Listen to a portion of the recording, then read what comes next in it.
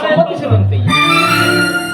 ಅರ್ಜುನ, ವಾಸುದೇವ, ಅಗ್ರಜನ ಮಾತನ್ನು ಮೋದಿಸಿ ನಮ್ಮನ್ನೇಕೆ ಸಜೀವವಾಗಿಕೊಳ್ಳುವೆ ಕೃಷ್ಣ. ಆದಿಯಿಂದಲೂ ಅಪಮಾನ ಅಪಜಯಗಳೇ ನಮ್ಮ ಇಷ್ಟ ದೈವಗಳಾದವು. ಈಗಲಾಗುವವುಗಳನ್ನು ತೊಲಗಿಸಿ ಮುಂಬರಲು ಪ್ರಯತ್ನ ಪಟ್ಟರೆ ಮಮಕಾದ ಪಟ್ಟು ನಮ್ಮನ್ನು ಮುಂಬರಲು ಬಿಡುತ್ತಿಲ್ಲ.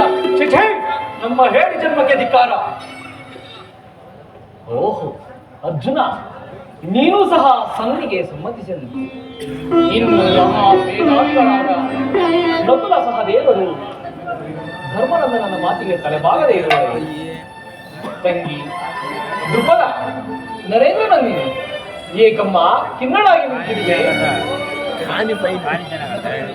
ನಿನ್ನ ಪತಿಗಳ ಮಾತುಗಳು ನಿನಗೂ ಧರ್ಮಸಮ್ಮತವಲ್ಲವೇ?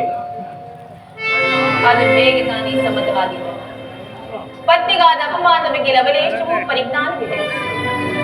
ಈ ರೀತಿ ಸಂಧಿ ಸಂಧಿ ಎಂದು ಯಾಚಿಸುತ್ತಿರುವ ಈ ನನ್ನ ಪತಿಗಳ ಮಾತು ಅದು ಹೇಗೆ ತಾನೇ ನನಗೆ ಸಮ್ಮತವಾದೀತಣ್ಣ?